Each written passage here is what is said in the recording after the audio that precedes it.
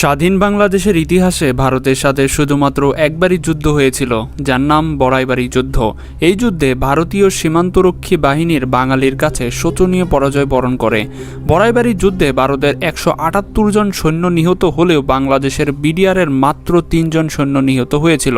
বড়াইবাড়ি সীমান্ত সংঘর্ষকে কেন্দ্র করে ভারতের সাথে বাংলাদেশের সর্বমোট 3টি সীমান্ত যুদ্ধ সংঘটিত হয়েছিল। এর মধ্যে 2001 সালের 15 এপ্রিল সিলেটের বধুয়া সীমান্ত, 18 এপ্রিল কুড়িগ্রামের রৌমারী সীমান্ত এবং 19 এপ্রিল পুনরায় বধুয়া সীমান্তের কাছে ভারতীয় সৈন্যদের কাছে বাংলাদেশের বিডিআরের সাথে যুদ্ধ হয়।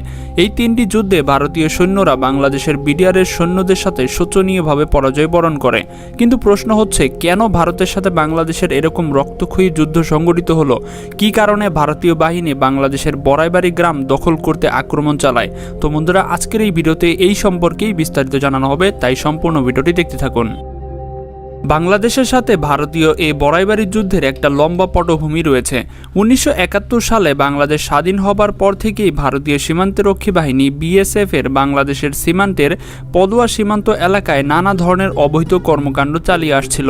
একটা পর্যায়ে ভারতীয় বিএসএফ সৈন্যরা রাতের আধারে বাংলাদেশের পাঁচবাসী সীমান্ত দখল করে নেয় এবং সেখানে একটি অস্থায়ী সেনা ঘাঁটি নির্মাণ করে।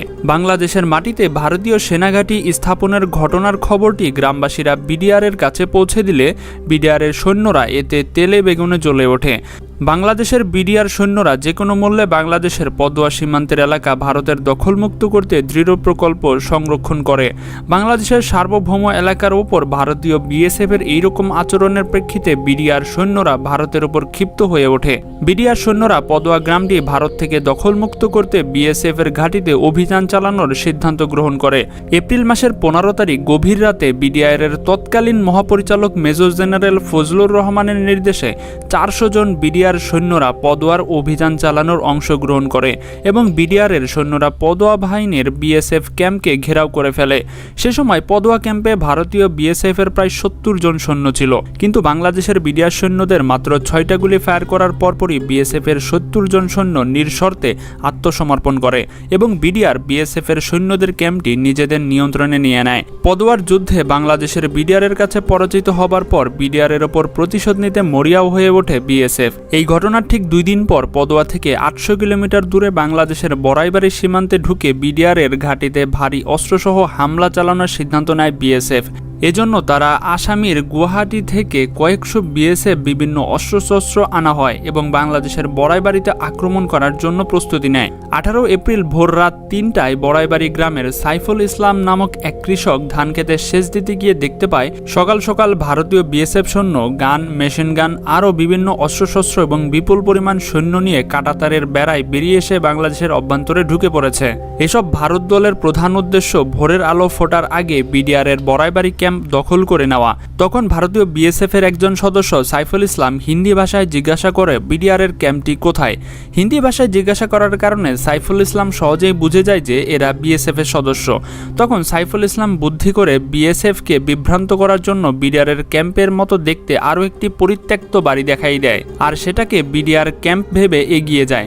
এই সুযোগে সাইফুল ইসলাম বড়াইবাড়ি ক্যাম্পের বিডিআরকে এই ঘটনাটি জানায়। তখন বিডিআরের সদস্যরা স্থানীয় গ্রামবাসীদের নিরাপদ স্থানে নিয়ে যায় এবং ভারতীয় বিএসএফ সৈন্যদের মোকাবেলা করার জন্য প্রস্তুতি নিতে শুরু করে। সাইফুল ইসলাম যখন বিডিআরের ক্যাম্পে যান তখন ক্যাম্পে মাত্র 8 জন বিডিআর সদস্য ছিল। অপরদিকে বাংলাদেশের ভেতরে ঢুকে পড়া সেনাবাহিনী এবং বিএসএফ এর সেনা সম্মিলিত সদস্য ছিল প্রায় 500 জনেরও বেশি। ভারতীয় সেনা সদস্যের তুলনায় বাংলাদেশের বিডিআর সৈন্যরা অতি নগণ্য হলেও বিডিআরের প্রতিটি সৈন্যদের মনে ছিল অসীম সাহস, আর সেই সঙ্গে ছিল দেশের প্রতিটি ইঞ্চি মাটি রক্ষা করার দৃঢ় সংকল্প। এদিকে বিএসএফ এর সদস্যরা সাইফুল ইসলামের দেখানো পরিত্যক্ত বাড়ির দিকে এগিয়ে গেলে বিডিআর ক্যাম্প মনে করে এলোপাথালি গুলি করতে শুরু করে। কিন্তু কিছুক্ষণ পরেই বিএসএফ সদস্যরা বাড়ির ভেতরে গিয়ে দেখে সেখানে কারো বিডিআর সদস্য নেই। ভারতীয় বিএসএফ সৈন্যরা ভেবেছিল তাদের ভয়ে বিডিআর সৈন্যরা পালিয়ে গিয়েছে, কিন্তু এর কিছুক্ষণ পরেই ভারতীয় বিএসএফ এর ভুল ভাঙতে শুরু করে। তারা বুঝতে পারেনি বাংলার দামাল ছেলেরা কখনোই পালিয়ে যাবার পাত্র নয়। বিডিআর সৈন্যদের চারদিকে এলোপাতালি গুলি করতে শুরু করে। দিশেহারা হয়ে পড়ে ভারতীয় বিএসএফ বিএসএফ এর সদস্যরা। বিডিআর সদস্যরা ভারতের বিশাল সৈন্যবহরের সামনাসামনি যুদ্ধে না গিয়ে গেরিল্লা যুদ্ধের কৌশল অবলম্বন করে, কারণ বিডিআর সৈন্যরা ভালো করেই জানতো তাদের মতো 8 জন সদস্য নিয়ে ভারতীয় বিএসএফ এর 500 জন সৈন্যের সাথে যুদ্ধ করাটা মোটেও সহজ হবে না। এর জন্য বিডিআর এর এই এজেন্ট সৈনিক আগে থেকে গ্রামের ভেতরে বিভিন্ন স্থানে স্থানে ফাঁদ পেতে রেখেছিল এবং ভারত সেনারা বরাবরই ক্যাম্পের দিকে অগ্রসর হবার সাথে সাথে বিডিআর সৈন্যরা মেশিন গান দিয়ে গুলি করতে শুরু করে। এই একটা মেশিন গান দিয়ে 1 মিনিটে 700-র বেশি গুলি ছোড়া সম্ভব। বিডিআর সদস্যরা এসব মেশিন গান দিয়ে ভিন্ন ভিন্ন লোকেশন দিয়ে বৃষ্টির মতো গুলি ছুড়তে শুরু করে।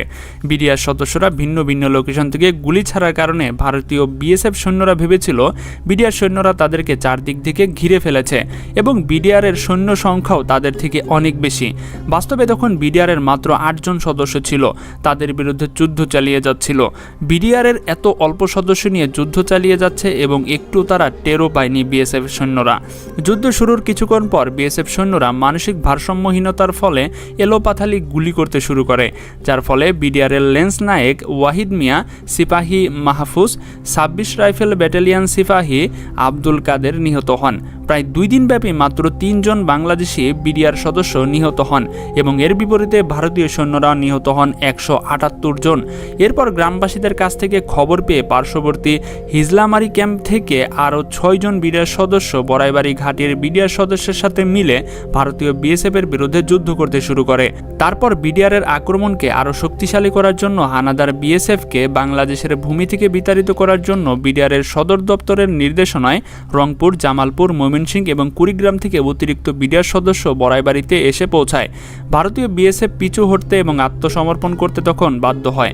কাপুরুষ বিএসএফ সৈন্যরা বিডিআর এর সৈন্যদের কাছে টিকতে না পারার কারণে তারা পালিয়ে যাওয়ার সময় নিরীহ গ্রামবাসীর 86টি বাড়িতে আগুন জ্বালিয়ে দেয়, কিন্তু বিডিআর এর কথা মতো নিরাপদ স্থানে চলে যাওয়ার কারণে কারো কোনো ক্ষতি হয়নি। যুদ্ধের 2 দিন পরেই বাংলাদেশের ধান খেতে পড়ে থাকা 16 জন বিএসএফ সৈন্যর মরদেহ ভারতের কাছে হস্তান্তর করা হয়। বাকি 158 জন সৈন্যের লাশ যুদ্ধকালীন সময় বিএসএফরা তাদের দেশে অভ্যন্তরে নিয়ে যায়। ভারতীয় অভ্যন্তরীণ চাপের পড়ার আশঙ্কায় বিএসএফ বাংলাদেশে পড়ে থাকা 16 জন সৈন্যদের নিহত হওয়ার কথা স্বীকার করলেও বাকি 158 জন সৈন্য নিহত হওয়ার ঘটনাটি প্রকাশ করেনি। প্রত্যক্ষদর্শীরা জানায় বিএসএফ তাদের অনেক সৈন্যদের লাশ ভারতের ভেতরে টেনে নিয়ে যায়। পরবর্তীতে বাংলাদেশ সরকার বড়াইবাড়ি যুদ্ধকে স্মরণীয় করার জন্য সেই পরিত্যক্ত বাড়িটির ওপর বিএসএফ এর গুলির চিহ্ন সংরক্ষণ করে রাখে। স্ক্রিনে দেখানো বাড়িটির ওপরে গোল আকৃতির যে চিহ্নগুলো দেখছেন এগুলোই হলো পরিত্যক্ত বাড়ির ওপর বিএসএফ এর গুলির চিহ্ন। এমনকি বাংলাদেশের সরকার 3 জন নিহত বিডিআর সৈন্যদের সম্মানে একটি স্মৃতিসৌধ নির্মাণ করেন। কুড়িগ্রামের বড়াইবাড়ির মানুষ আজও নিহত ওইসব বিডিআর সৈন্যদের শ্রদ্ধা ভরে স্মরণ করে। সরকারি হিসেব অনুযায়ী যুদ্ধের সময় প্রায় 2 কোটি টাকার সম্পদ ক্ষতিগ্রস্ত হয়। পরবর্তী দিনে এবং ঢাকার মধ্যস্থতার বিষয়টি মীমাংসা হয় এবং যুদ্ধ শেষ হয়। রোমারের ঘটনার পর মেজর জেনারেল ফজলুর রহমানকে বিডিআর এর প্রধান পদ থেকে সরিয়ে সেনাবাহিনীতে ফেরত আনা হয়, কিন্তু 2001 সালে মেজর জেনারেল ফজলুর রহমানকে সেনাবাহিনী থেকে বাধ্যতামূলক অবসর নেওয়ানো হয়। দেশপ্রেমিক এই সেনাকে অবসরে পাঠানোর পেছনে ভারতের হাত ছিল বলে অনেকে ধারণা করেন। তো বন্ধুরা, আপনাদের কি মনে হয় মেজর ফজলুর রহমানকে কি আসলেই ভারতের কারণে অবসর নেওয়া হয়েছিল? নিচের কমেন্টে তা অবশ্যই জানাবেন। তো এটাই ছিল মূলত আজকের ভিডিও। কেমন লাগছে সেটা কিন্তু অবশ্যই আমাদেরকে কমেন্টে জানাবেন। তো দেখা হচ্ছে পরবর্তী পর্বে মজার কোন এপিসোড নিয়ে। আজকের মতো এখানে বিদায়। আল্লাহ হাফেজ।